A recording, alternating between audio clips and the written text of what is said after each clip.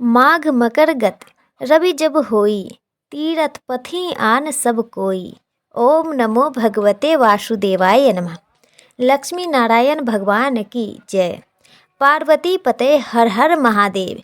प्रिय भक्तगणों, आप सभी भक्तों को माघ पूर्णिमा रविदास जयंती की हार्दिक शुभकामनाएं। भगवान विष्णु की कृपा आप सभी भक्तों पर सदा सर्वदा बनी रहे। आज माघ माह की पूर्णिमा तिथि है। ब्रह्मवैवर्त पुराण के अनुसार माघ पूर्णिमा के दिन भगवान विष्णु गंगा जल में निवास करते हैं। अतः इस दिन गंगा जल का स्पर्श मात्र भी मनुष्य को वैकुंठ लोक की प्राप्ति कराता है। इस दिन को पुराणों में कल्पवास की पूर्णता का पर्व मनाया गया है। प्रिय भक्तगणों, माघ पूर्णिमा पर सभी देवी देवता प्रयाग संगम में स्नान करके अपने लोक को लौट जाते हैं। इस माघी पूर्णिमा को डांडा तथा रोपड़ पूर्णिमा भी कहा जाता है। इस दिन पद्म पुराण में कहा गया है कि अन्य मास में जब तब दान से भगवान विष्णु उतने प्रसन्न नहीं होते जितने माघ की पूर्णिमा को स्नान दान तथा कथा का श्रवण करने से होते हैं। आज के दिन माघ पूर्णिमा की कथा को श्रवण करने का विशेष महत्व होता है। इस दिन किए गए कोई भी पुण्य कार्य से अक्षय पुण्य मिलता है। साथ ही संगम स्नान करने से 10 तीर्थों के साथ सहस्त्र कोटि तप का पुण्य फल प्राप्त होता है। व्यक्ति के पाप संताप का नाश होता है। यह मघा नक्षत्र युक्त होने से लक्ष्मी माता भी सहज ही प्रसन्न होती है। चंद्रमा अपने समस्त कलाओं से परिपूर्ण होता है। ऐसे में भोलेनाथ, माता पार्वती सहित चंद्रदेव, विष्णु भगवान, माता लक्ष्मी सभी का आशीर्वाद एक साथ भक्तों पर बरसता है।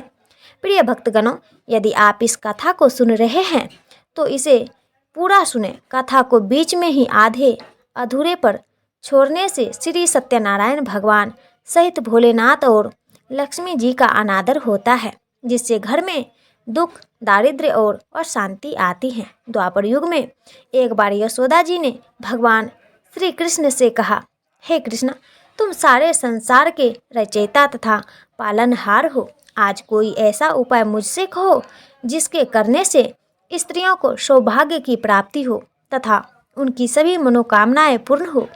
श्री कृष्ण भगवान कहने लगे, हे माता, मैं आपको एक उपाय विस्तार से बताता हूँ। सौभाग्य की प्राप्ति के लिए स्त्रियों को 32 पूर्णमासियों का व्रत करना चाहिए। श्री कृष्ण जी आगे कहने लगे कि इस धरती पर एक राजा चंद्रहास की अनेक प्रकार के रत्नों से परिपूर्ण कातिका नाम की नगरी थी। वहाँ पर धनेश्वर नाम का एक ब्राह्मण था और उसकी स्त्री अति सुशील एवं रूपवती थी। दोनों ही उस नगर में बड़े प्रेम के साथ रहा करते थे। घर में धन धान आदि की कमी नहीं थी। उनको केवल एक ही दुख था कि उनकी कोई संतान नहीं है। इस कारण वे अत्यंत ही दुखी थे। एक समय एक तपस्वी उस नगरी में आए। वह तपस्वी उस ब्राह्मण के घर को छोड़कर अन्य सब घरों से भिक्षा लेकर भोजन किया करता था। एक दिन हमेशा की तरह तपस्वी भिक्षा को प्रेम पूर्वक खा रहा था कि धनेश्वर ने योगी का यह सब कार्य देख लिया। धनेश्वर योगी से बोला, महात्मा, आप सब घरों से भिक्षा लेते हैं परंतु मेरे घर की भिक्षा कभी नहीं लेते। इसका कारण क्या है? योगी ने कहा, निसंतान के घर की भिक्षा पतितों के अन्न के तुल्य होती है। जो पतितों का अन्न खाता है वह भी पतित हो जाता है। चूँकि तुम निसंतान हो, अतः पतित हो जाने के भय से मैं तुम्हारे घर की भिक्षा नहीं लेता हूँ। धनेश्वर यह बात सुनकर अपने मन में ही बड़ी दुखी हुआ और हाथ जोड़कर योगी के चरणों में गिर पड़ा और कहने लगा, हे महाराज, यदि ऐसा है तो आप मुझको पुत्र प्राप्ति का उपाय बताइए। आप सर्वज्ञ हैं, मुझ पर अवश्य ही कृपा कीजिए। मैं पुत्र ना होने के कारण अत्यंत ही दुखी हूँ। आप मेरे इस दुख का हरण करें।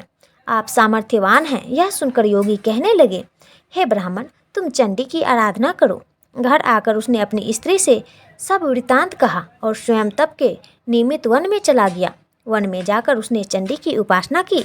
चंडी ने सवे दिन उसको स्वप्न में दर्शन दिया और कहा, हे धनेश्वर, जा तेरे पुत्र होगा, परंतु वह 16 वर्ष की आयु में ही मृत्यु को प्राप्त हो जाएगा। यदि तुम दोनों स्त्री पुरुष 32 पूर्णमासियों का व्रत विधि पूर्वक करोगे तो वह दीर्घायु होगा और प्रातः काल होने पर इस स्थान के समीप ही तुम्हें एक आम का वृक्ष दिखाई देगा। उस पर चढ़कर एक फल तोड़कर शीघ्र अपने घर चले जाना और अपनी स्त्री को खिलाना। ऋतु स्नान के पश्चात वह स्वच्छ होकर श्री शंकर जी का ध्यान करके उस फल को खा लेगा। तब शंकर भगवान की कृपा से उनको गर्भ हो जाएगा। जब वह ब्राह्मण प्रातः काल उठा तो उसने उस स्थान के पास ही एक आम का वृक्ष देखा, जिस पर एक अत्यंत ही सुंदर आम का फल लगा हुआ था। धनेश्वर वृक्ष पर चढ़ गया और उसने एक अति सुंदर आम का फल देखा। धनेश्वर ने जल्दी से उस फल को तोड़कर अपनी स्त्री को लाकर दिया और उसकी स्त्री ने अपने पति के कथना अनुसार उस फल को खा लिया और वह गर्भवती हो गई। माता रानी की असीम अनुकंपा से उसे एक अत्यंत ही सुंदर पुत्र उत्पन्न हुआ, जिसका नाम उन्होंने देवीदास रखा। माता पिता के हर्ष के साथ वह बालक बढ़ने लगा। भवानी की कृपा से वह बालक बहुत ही सुंदर, सुशील और पढ़ने में बहुत ही निपुण था। दुर्गा जी की आज्ञा अनुसार उसकी माता ने 32 पूर्णमासी का व्रत रखना आरंभ किया था, जिससे उसका पुत्र बड़ी आयु वाला हो जाए। प्रिय भक्तों, 1.25 वर्ष लगते ही देवीदास के माता पिता को चिंता हो गई कि कहीं उनके पुत्र की इस वर्ष मृत्यु न हो जाए। इसलिए उन्होंने अपने मन में विचार किया कि यदि यह दुर्घटना उनके सामने हो गई तो वे कैसे सहन कर सकेंगे। इसलिए उन्होंने देवीदास के मामा को बुलाया और कहा कि हमारी इच्छा है कि देवीदास 1 वर्ष तक काशी में जाकर विद्या अध्ययन करे, इसलिए साथ में तुम चले जाओ और 1 वर्ष के पश्चात इसको वापस लौटा लाना। सब प्रबंध करके उसके माता पिता ने काशी जाने के लिए देवीदास को एक घोड़े पर बैठाकर उसके मामा को उसके साथ भेज दिया। धनेश्वर ने सपत्नी अपने पुत्र की मंगल कामना तथा दीर्घायु के लिए भगवती दुर्गा की आराधना और 32 पूर्णमासियों का व्रत करना आरंभ कर दिया। इस प्रकार बराबर 32 पूर्णमासी का व्रत पूरा हुआ। कुछ समय पश्चात मामा और भांजा मार्ग में रात्रि बिताने के लिए किसी ग्राम में ठहरे हुए थे। उसी दिन उस गांव में एक ब्राह्मण की अत्यंत ही सुंदर, सुशील और गुणवती कन्या का विवाह होने वाला था। जिस धर्मशाला के अंदर वर और उसकी बारात ठहरी हुई थी, उसी धर्मशाला में देवीदास और उसके मामा भी ठहरे हुए थे। संयोगवश कन्या को तेल आदि चढ़ाकर मंडप आदि का कृत्य किया गया। लग्न के समय पर वर को मिर्गी आ गई।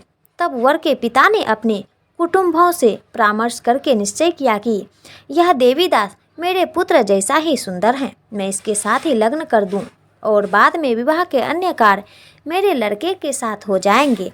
ऐसा सोचकर देवीदास के मामा से जाकर बोला, तुम थोड़ी देर के लिए अपने भांजे को हमें दे दो, जिससे विवाह के लग्न का सब कार्य सुचारू रूप से हो सके। तब उसका मामा कहने लगा कि जो कुछ भी मधुपर्क आदि कन्यादान के समय वर को मिलेगा वह सब हमें दे दिया जाए तो मेरा भांजा इस बारात का दूल्हा बन जाएगा।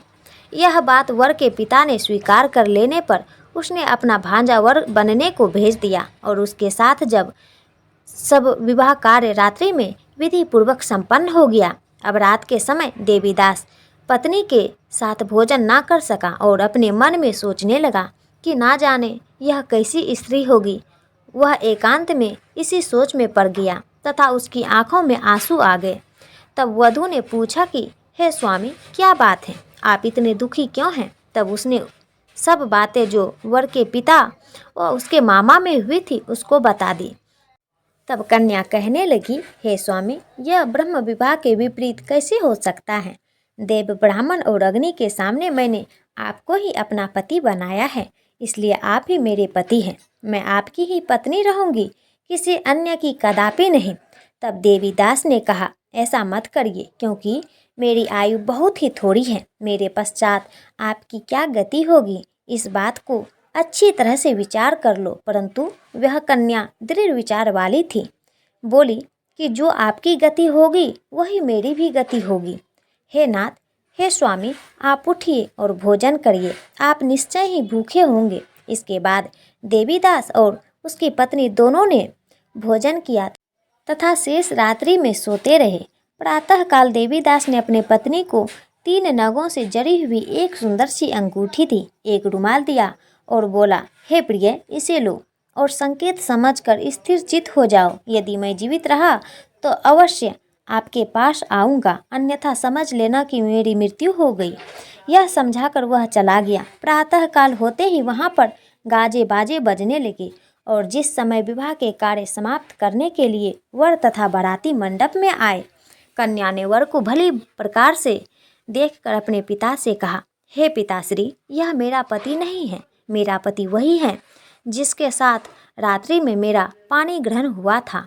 इसके साथ मेरा विवाह नहीं हुआ है। यदि यह वही है तो बताए मैंने इसको क्या दिया। मधुपर्क और कन्यादान के समय जो मैंने आभूषण आदि इसे दिए थे उन्हें दिखाएं तथा रात में मैंने क्या गुप्त बातें कही थी यह सब सुनाएं। पिता ने उसके कथना अनुसार वर को बुलाया। कन्या की यह सब बातें सुनकर वह वर ने कहने लगा कि मैं कुछ नहीं जानता। इसके पश्चात लज्जित होकर वह चला गया और सारी बारात भी अपमानित होकर वहां से लौट गई।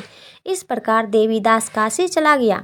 जब कुछ समय व्यतीत हुआ तो काल से प्रेरित होकर एक सर्प रात्रि के समय उसको डसने के लिए वहां पर आया, परंतु व्रत के प्रभाव से उसको काट ना पाया, क्योंकि पहले ही उसके माता पिता ने 32 पूर्णमासी का व्रत रखा था। इसके बाद दोपहर के समय स्वयं काल वहां आया और उसके शरीर से उसके प्राणों को निकालने का प्रयास करने लगा, जिससे वह मूर्छित होकर पृथ्वी पर गिर पड़ा। भगवान की कृपा से उसी समय पार्वती जी के साथ भगवान भोलेनाथ जी वहां पर आ गए। उसको मूर्छित दशा में देखकर पार्वती जी ने भगवान शंकर से प्रार्थना की कि हे प्रभु, इस बालक की माता ने पहले ही पूर्णिमा का व्रत किया था, जिसके प्रभाव से इसका मृत्यु दोष कट गया। भवानी के कहने पर भक्त वत्सल भगवान शिव जी ने उसको प्राण दान दिया। इस व्रत के प्रभाव से काल को भी पीछे हटना पड़ा और देवीदास स्वस्थ होकर बैठ गया। प्रिय भक्तों, उधर उसकी स्त्री उसकी प्रतीक्षा किया करती थी। जब 1.25 वर्ष व्यतीत हो गया तो देवीदास भी अपने मामा के साथ काशी से चल दिया। इधर उसके ससुर उसको ढूंढने के लिए अपने घर से जाने ही वाले थे कि वह दोनों मामा भांजा वहां आ गए। उनको आया देखकर उसका ससुर बड़ी ही प्रसन्नता के साथ उन्हें अपने घर ले आया तथा बाद में खूब धन धान्य के साथ अपनी पुत्री को उसके साथ विदा किया। भगवान श्री कृष्ण कहने लगे कि हे माता, इस प्रकार धनेश्वर 32 पूर्णमासियों का व्रत के प्रभाव से पुत्रवान हो गया। जो भी स्त्रियां इस व्रत को करती हैं वे जन्म जन्मांतर में वैधव्य का दुख नहीं भोगता, सदैव सौभाग्यशाली रहती हैं। यह मेरा वचन है, इसमें कोई संदेह नहीं। यह व्रत पुत्र पौत्र को देने वाला तथा संपूर्ण मनोकामनाओं को पूर्ण करने वाला है। 32 पूर्णमासियों के व्रत के करने से व्रती की सब इच्छाएं भगवान शिव जी की कृपा से पूर्ण हो जाती हैं। ओम नमो भगवते वासुदेवाय नमः। हर हर महादेव। ओम नमः शिवाय। तो आइए प्रिय भक्तों, आज माघ पूर्णिमा के शुभ अवसर पर भगवान सत्यनारायण की प्रसन्नता के लिए इस दिव्य कथा का श्रवण करते हैं। श्री सत्यनारायण कथा का पहला अध्याय। एक समय की बात है, नैमिषारण्य तीर्थ में शौनकादि 88,000 ऋषियों ने प्राणवेत्ता श्री सूत जी से पूछा, हे सूत जी, इस कलयुग में वेद विद्या रहित मनुष्यों को प्रभु भक्ति किस प्रकार मिलेगी तथा उनका उद्धार कैसे होगा? हे महामुनि, कोई ऐसा व्रत अथवा तप कहिए जिसके करने से थोड़े ही समय में पुण्य प्राप्त हो तथा मनोवांछित फल भी मिले। हमारी प्रबल इच्छा है कि हम ऐसी कथा सुने। सूत जी बोले, हे वैष्णव, मैं पूज्य आप सभी ने प्राणियों के हित एवं कल्याण की बात पूछी है। अब मैं उस श्रेष्ठ व्रत को आप लोगों से कहूँगा जिसे श्रेष्ठ मुनि नारद जी ने लक्ष्मी नारायण भगवान से पूछा था और लक्ष्मी नारायण भगवान ने मुनि श्रेष्ठ नारद जी को बताया था। आप सभी श्रेष्ठगण यह कथा ध्यान से सुने। मुनि श्रेष्ठ नारद दूसरों के कल्याण हेतु सभी लोकों में घूमते हुए एक समय मृत्यु लोक आ पहुँचे। यहाँ बहुत से योनियों में जन्मे प्रायः सभी मनुष्यों को अपने कर्मानुसार अनेक कष्टों से पीड़ित देखकर उन्होंने विचार किया कि किन यत्न के करने से निश्चय ही प्राणियों के कष्टों का निवारण हो सकेगा। मन में ऐसा विचार कर श्री नारद मुनि विष्णु लोक गए। वहाँ श्वेत वर्ण और 4 भुजाओं वाले देवों के इस नारायण को उनके हाथों में शंख चक्र गदा और पद्म थे तथा वरमाला पहने हुए थे। उनको देखकर उनकी स्तुति करने लगे। नारद जी ने कहा, हे भगवान, आप अनंत शक्तिवान हैं। मन तथा वाणी भी आपको नहीं पा सकती। आपका आदि मध्य अंत भी नहीं है। आप निर्गुण स्वरूप सृष्टि के कारण भक्तों के कष्टों को नष्ट करने वाले हैं। आपको मेरा सत सत नमन है। नारद जी से इस प्रकार की प्रार्थना सुनकर विष्णु भगवान बोले, हे योगीराज, आपके मन में क्या है? आपका किस कार्य हेतु यहाँ आगमन हुआ है? निसंकोच कहो। तब मुनि श्रेष्ठ नारद जी ने कहा, मृत्यु लोक में सब मनुष्य जो अनेक योनियों में पैदा हुए हैं, अपने अपने अपने कर्मों द्वारा अनेक प्रकार के कष्टों के कारण दुखी हैं। हे स्वामी, यदि आप मुझ पर दया करते हैं तो बताइए कि उन मनुष्य के सब कष्ट थोड़े ही प्रयत्न से किस प्रकार दूर हो सकते हैं। श्री विष्णु भगवान ने कहा, हे नारद, मनुष्यों की भलाई के लिए तुमने यह बहुत ही उत्तम प्रश्न किया है। जिस व्रत के करने से मनुष्य मोह से छूट जाता है, वह व्रत में तुमसे कहता हूँ, सुनो। अति पुण्य दान करने वाला स्वर्ग तथा मृत्यु लोक में दुर्लभ एक अति उत्तम व्रत है, जो आज मैं तुमसे कहता हूँ। श्री सत्यनारायण भगवान का यह व्रत विधि विधान पूर्वक संपन्न करने पर मनुष्य इस धरती पर सभी प्रकार की सुख भोग कर मरणोपरांत मोक्ष को प्राप्त होता है।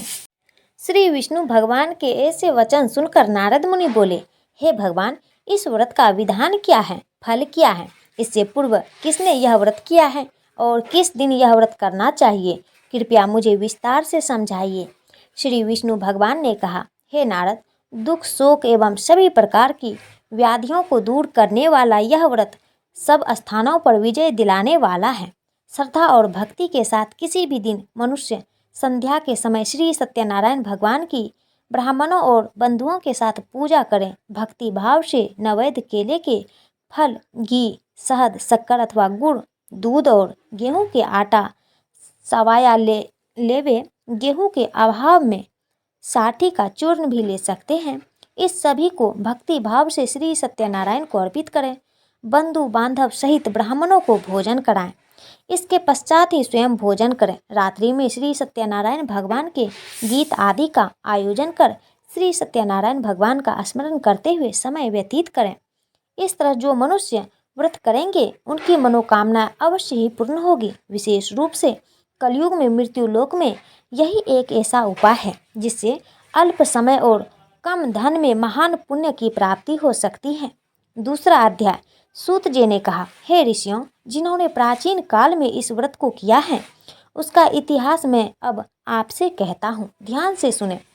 अति सुंदर काशीपुर नगर में एक अति निर्धन ब्राह्मण वास करता था। वह दुख और प्यास से बेचैन होकर हर समय दुखी रहता था। ब्राह्मणों से प्रेम करने वाले श्री विष्णु भगवान ने उसको दुखी देखकर एक बूढ़े ब्राह्मण का भेष धारण कर निर्धन ब्राह्मण के पास जाकर बड़े आदर से पूछा, हे ब्राह्मण, तुम हर समय दुखी होकर पृथ्वी पर क्यों घूमते हो?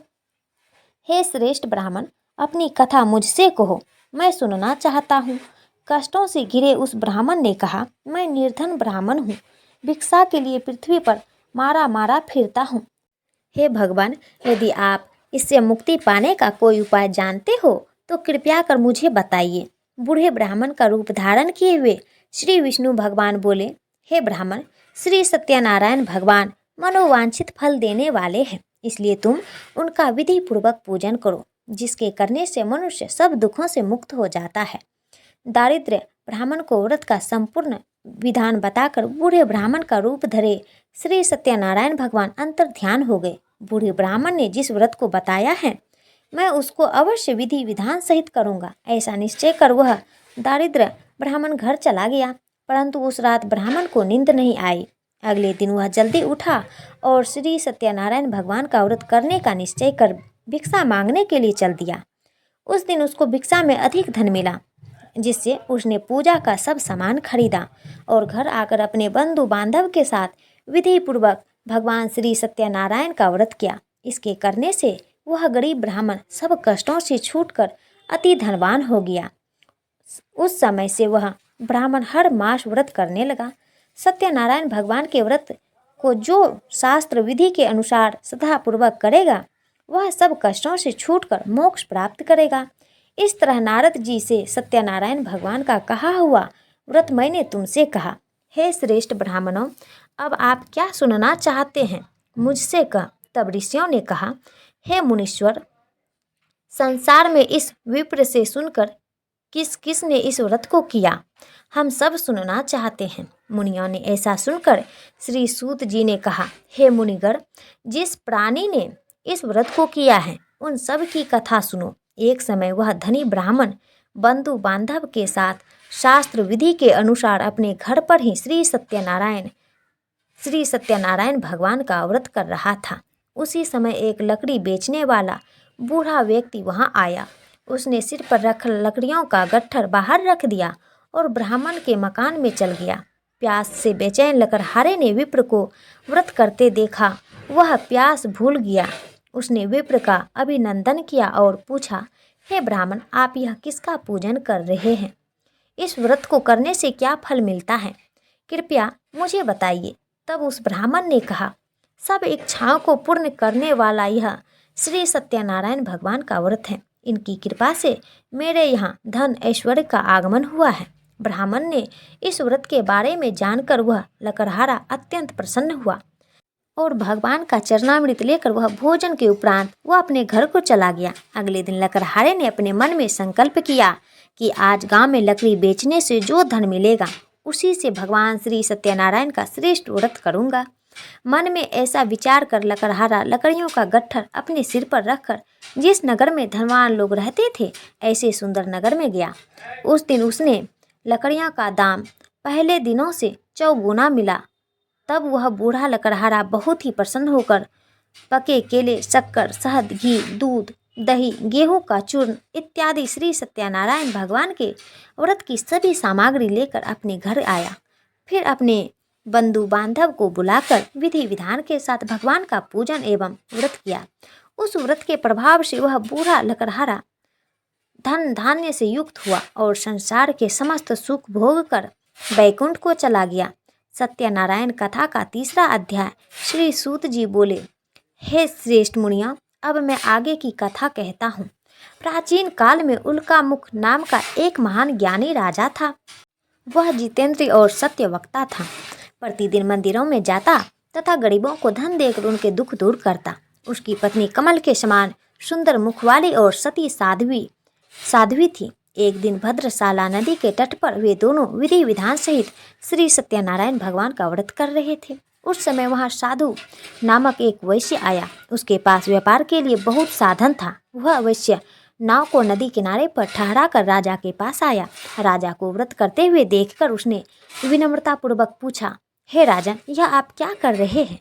मेरी सुनने की इच्छा है, कृपया यह मुझे भी समझाइए। महाराज उल्कामुख ने कहा, हे साधु वैश्य, मैं अपने बंधु बांधवों के साथ पुत्र की प्राप्ति के लिए श्री सत्यनारायण भगवान का व्रत और पूजन कर रहा हूँ। राजा के वचन सुनकर साधु नामक वैश्य ने आदर से कहा, हे राजन, मुझे भी इसका संपूर्ण विधि विधान बताइए। मैं भी आपके कहे अनुसार इस व्रत को करूँगा। मेरी भी कोई संतान नहीं है। मुझे विश्वास है कि इस उत्तम व्रत को करने से अवश्य मुझे भी संतान होगी। राजा से व्रत के सब विधान सुनकर व्यापार से निवृत्त हो वह वैश्य सुखपूर्वक अपने घर आया। उसने अपनी पत्नी को संतान देने वाले उस व्रत के विषय में सुनाया और प्रण किया कि जब मेरी संतान होगी तब मैं इस व्रत को करूँगा। वैश्य ने यह वचन अपनी पत्नी लीलावती से भी कहे। एक दिन उसकी पत्नी लीलावती श्री सत्यनारायण भगवान की कृपा से गर्भवती हो गई। 10वें महीने में उसने एक अति सुंदर कन्या को जन्म दिया। दिनों दिन वह कन्या इस तरह बढ़ने लगी जैसे शुक्ल पक्ष की चंद्रमा बढ़ता है। कन्या का नाम उन्होंने कलावती रखा। तब एक दिन लीलावती ने मीठे शब्दों में अपने पति को याद दिलाया कि आपने जो भगवान का व्रत करने का संकल्प लिया था, अब आप उसे पूरा कीजिए। साधु वैश्य ने कहा, हे प्रिय, मैं कलावती के विवाह पर इस व्रत को करूँगा। इस प्रकार अपने पत्नी को आश्वासन दे वह व्यापार करने विदेश चला गया। लौटने पर साधु ने जब नगर में सखियों के साथ अपनी वयस्क होती पुत्री को खेलते देखा तो उसे उसके विवाह की चिंता हुई। तब उसने एक दूत को बुलाकर कहा कि उसकी पुत्री के लिए कोई सुयोग्य वर देख कर लाए। दूत साधु नामक वैश्य की आज्ञा पाकर कंचन नगर पहुंचा और देखभाल कर वैश्य की कन्या के लिए एक सुयोग्य वर्णिक पुत्र आया। उस सुयोग्य लड़के के साथ साधु नामक वैश्य ने अपने बंधु बांधव सहित प्रसन्नचित होकर अपनी पुत्री का विवाह कर दिया। दुर्भाग्य से वह विवाह के समय भी श्री सत्यनारायण भगवान का व्रत करना भूल गया। इस पर श्री सत्यनारायण भगवान अत्यंत क्रोधित हो गए। उन्होंने वैश्य को श्राप दिया कि तुम्हें दारुण दुख प्राप्त होगा, और फिर अपने कार्य में कुशल वह वैश्य अपने दामाद सहित नावों का बेड़ा लेकर व्यापार करने के लिए सागर के समीप स्थित रत्नसारपुर नगर में गया। रत्नसारपुर पर चंद्रकेतु नाम का एक राजा राज्य करता था। दोनों ससुर जमाई चंद्रकेतु राजा के उस नगर में व्यापार करने लगे। एक दिन भगवान श्री सत्यनारायण की माया से प्रेरित एक चोर राजा चंद्रकेतु का धन चुराकर भाग रहा था। राजा के दूतों को अपने पीछे तेजी से आते देखकर चोर ने घबराकर राजा के धन को वैश्य के नाम में चुपचाप रख दिया, जहां वे ससुर जमाई ठहरे हुए थे, और वहां से भाग गया। जब दूतों ने उस वैश्य के पास राजा के धन को रखा देखा तो उन्होंने उन ससुर दामाद को ही चोर समझा और उन ससुर दामाद दोनों को बांध कर ले गए और राजा के समीप जाकर बोले कि हे महाराज, आपका धन चुराने वाले यह दो चोर हम पकड़ कर लाए हैं। देखकर राजा ने बिना उस वैश्य की बात सुने उन्हें कारागार में डालने की आज्ञा दे दी। इस प्रकार राजा की आज्ञा से उनको कारावास में डाल दिया गया तथा उनका सारा धन छीन लिया गया। सत्यनारायण भगवान के श्राप के कारण उस वैश्य की पत्नी लीलावती और पुत्री कलावती भी घर पर बहुत दुखी हुई। उनका सारा धन चोर चुरा ले गए। मानसिक और शारीरिक पीड़ा तथा भूख प्यास से अति दुखी हो भोजन की आस में कलावती एक ब्राह्मण के घर गई। उसने ब्राह्मण को भी सत्यनारायण भगवान का व्रत करते देखा। उसने कथा सुनी तथा श्रद्धापूर्वक प्रसाद ग्रहण कर को घर आई। माता ने कलावती से पूछा, तू अब तक कहाँ रही? मैं तेरे लिए बहुत चिंतित थी। माता के शब्द सुनकर कलावती बोली, हे माता, मैंने एक ब्राह्मण के घर श्री सत्यनारायण भगवान का व्रत होते देखा और मेरी भी उस व्रत को करने की इच्छा है। कलावती के वचन सुनकर लीलावती ने सत्यनारायण भगवान के पूजन की तैयारी की। उसने बंधु बांधव सहित श्री सत्यनारायण भगवान का पूजन व व्रत किया और वर मांगा कि मेरे पति और दामाद शीघ्र ही घर लौट आए। साथ ही विनती की कि हे प्रभु, अगर हमसे कोई भूल हो गई हो तो हम सबका अपराध क्षमा करो। श्री सत्यनारायण भगवान इस व्रत से प्रसन्न हो गए। उन्होंने राजा चंद्रकेतु को स्वप्न में दर्शन देकर कहा कि हे राजन, जिन दोनों वैश्य को तुमने बंदी बना रखा है वे निर्दोष हैं, उन्हें प्रातः ही छोड़ दो। उनका सब धन जो तुमने अधिग्रहित किया है वह लौटा दो, अन्यथा मैं तुम्हारा राज्य धन पुत्र सब नष्ट कर दूंगा। राजा से ऐसे वचन कहकर भगवान अंतर्ध्यान हो गए। प्रातः काल राजा चंद्रकेतु ने दरबार में सबको अपना स्वप्न सुनाया और सैनिकों को आज्ञा दी कि वे दोनों वैश्य को उम्र कैद से मुक्त कर दरबार में ले आए। दोनों ने आते ही राजा को प्रणाम किया। राजा ने कोमल वचनों में कहा, हे महानुभावों, तुम्हें अज्ञानतावश ऐसा कठिन दुख प्राप्त हुआ है। अब तुम्हें कोई भय नहीं, तुम मुक्त हो। इसके बाद राजा ने उनको नए नए वस्त्र आभूषण पहनाए तथा उनका जितना धन लिया था उससे 2 गुना लौटाकर आदर से विदा किया। दोनों वैश्य अपने घर को चल दिए। सत्यनारायण कथा का चौथा अध्याय और सत्य भाषण तथा भगवान को प्रसाद की अवहेलना की परिणाम। सूत जी ने कहा, वैश्य ने यात्रा आरंभ की और अपने नगर को चला। उसके थोड़ी दूर आगे बढ़ने पर दंडी भेषधारी श्री सत्यनारायण भगवान ने उसकी परीक्षा लेने हेतु उससे पूछा, हे वैश्य, तेरी नाव में क्या है? अभिमानी वर्णिक हंसता हुआ बोला, हे दंडी, आप क्यों पूछते हैं? क्या धन लेने की कामना है? मेरी नाव में तो बेल के पत्ते भरे हैं। वैश्य के ऐसे वचन सुनकर दंडी भेषधारी श्री सत्यनारायण भगवान बोले, तुम्हारा वचन सत्य हो। ऐसा कहकर वे वहां से चले गए और कुछ ही दूर जाकर समुद्र के तट पर बैठ गए। दंडी महाराज के जाने पर वैश्य ने नित्य क्रिया से निवृत्त होने के बाद नाव को ऊंची देखकर अचंभा किया तथा नाव में बेल के पत्ते आदि देखकर मूर्छित हो गए, जमीन पर गिर पड़ा। मूर्छा खुलने पर अति शोक करने लगा। तब उसके दामाद ने कहा, आप शोक ना करें, यह दंडी महाराज का श्राप है, अतः हमें उनकी शरण में ही चलना चाहिए, वही हमारे दुखों का अंत करेंगे। दामाद के वचन सुनकर वैश्य दंडी भगवान के पास पहुंचा और अत्यंत भक्ति भाव से पश्चाताप करते हुए बोला, मैंने जो आपसे असत्य वचन कहे थे उसके लिए मुझे क्षमा करिए। ऐसा कहकर वह शोकातुर हो रोने लगा। तब दंडी भगवान बोले, हे वर्णिक पुत्र, मेरी आज्ञा से ही बार बार तुझे दुख कष्ट प्राप्त हुआ है, मेरी पूजा से विमुख हुआ है। तब उस वैश्य ने कहा, हे भगवान, आपकी माया को ब्रह्मा आदि देवता भी नहीं जान पाते, तब मैं मूर्ख भला कैसे जान सकता हूँ। आप प्रसन्न होइए, मैं अपनी क्षमता अनुसार आपकी पूजा करूँगा। ऐसी रक्षा कीजिए और मेरी नौका को पहले के समान धन से परिपूर्ण कर दीजिए। उसके भक्ति से परिपूर्ण वचन सुनकर श्री सत्यनारायण भगवान प्रसन्न हो गया और उसकी इच्छा अनुसार वर देकर अंतर ध्यान हो गए। तब ससुर व दामाद दोनों वे नाव पर आकर देखा कि नाव धन से परिपूर्ण है। वह फिर विधि विधान से भगवान श्री सत्यनारायण का पूजन कर साथियों सहित अपने नगर को चला। जब वह अपने नगर के निकट पहुंचा, तब उसने एक दूत को अपने घर भेजा।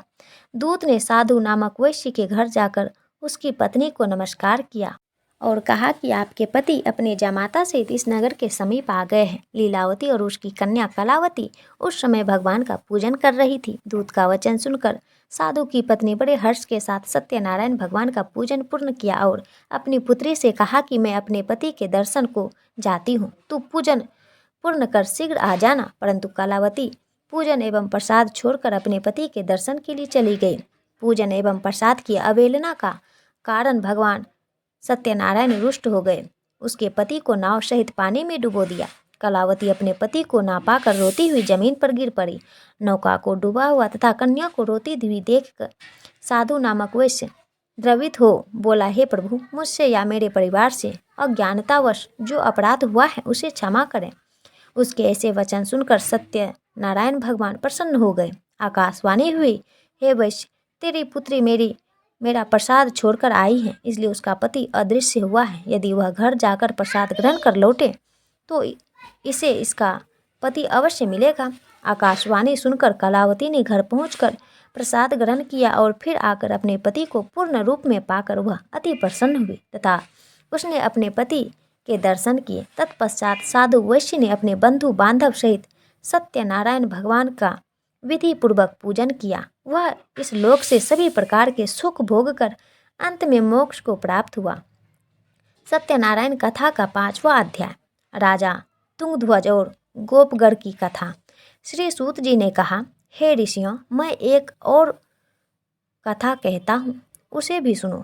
प्रजापालन में लीन तुंगध्वज नाम का एक राजा था। उसने भगवान सत्यदेव का प्रसाद त्याग कर बहुत दुख पाया। एक समय राजा वन पशुओं को मारकर बड़ के वृक्ष के नीचे आया। वहाँ उसने ग्वालों को भक्ति भाव से बंधु बांधव सहित श्री सत्यनारायण भगवान का पूजन करते देखा। परंतु राजा देखकर भी अभिमानवश ना तो वह वहाँ गया और ना ही सत्यनारायण भगवान को नमस्कार किया।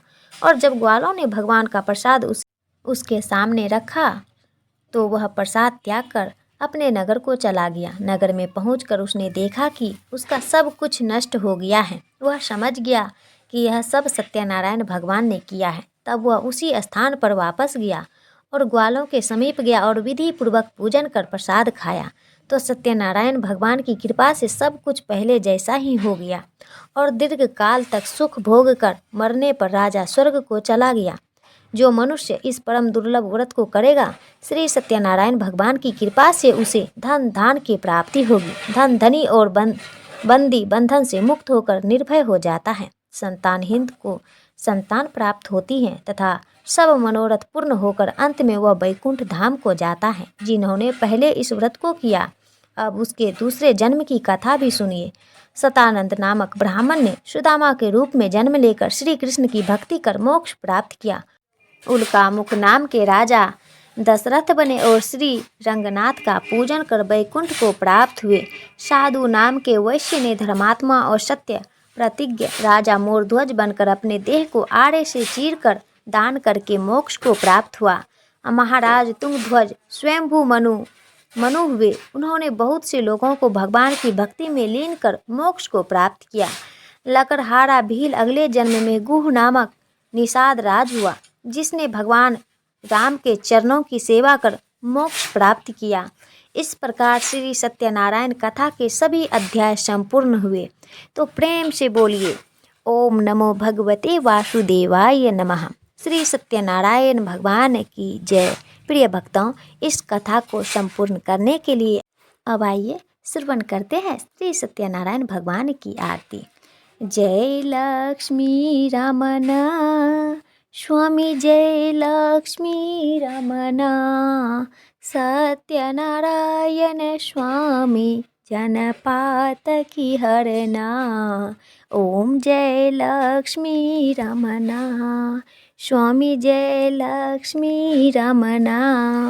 रत्न जड़ित सिंहासन अद्भुत छवि राजे, नारद करत निराजन घंटा ध्वनि बाजे। ओम जय लक्ष्मी रमना स्वामी, जय लक्ष्मी रमना।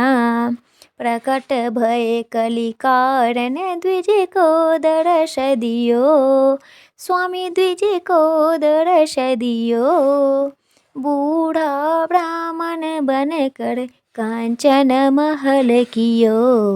ओम जय लक्ष्मी रमना स्वामी, जय लक्ष्मी रमना। दुर्बल भील कठारो जिन पर कृपा करी, स्वामी जिन पर कृपा करी। चंद्रचूड़ एक राजा तिनकी विपद हरी। ओम जय लक्ष्मी रमना स्वामी, जय लक्ष्मी रमना। वैश्य मनोरथ पायो श्रद्धा तज दीनी, स्वामी श्रद्धा तज दीनी। सो फल भोग्य प्रभु जी फिर स्तुति कीनी। ओम जय लक्ष्मी रमना स्वामी, जय लक्ष्मी रमना।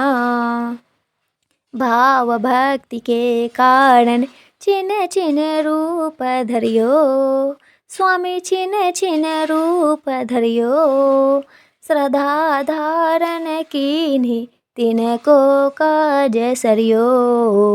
ओम जय लक्ष्मी रमना स्वामी, जय लक्ष्मी रमना। ग्वाल बाल संग राजा वन में भक्ति करी, स्वामी वन में भक्ति करी। मन वांछित फल दीनो दीन दयाल हरि। ओम जय लक्ष्मी रमना स्वामी, जय लक्ष्मी रमना। चढ़त प्रसाद सवायो कदली फल मेवा, स्वामी कदली फल मेवा। धूप दीप तुलसी से राजी सत्य देवा। ओम जय लक्ष्मी रमना स्वामी, जय लक्ष्मी रमना। श्री सत्यनारायण जी की आरती जो कोई नर गावे, देवा जो कोई जन गावे। रिद्धि सिद्धि सुख संपत्ति सहज रूप पावे। जय लक्ष्मी रमना स्वामी, जय लक्ष्मी रमना। सत्यनारायण स्वामी, जनपातक हरना। जय लक्ष्मी रमना। प्रेम से बोलिए श्री सत्यनारायण भगवान की जय।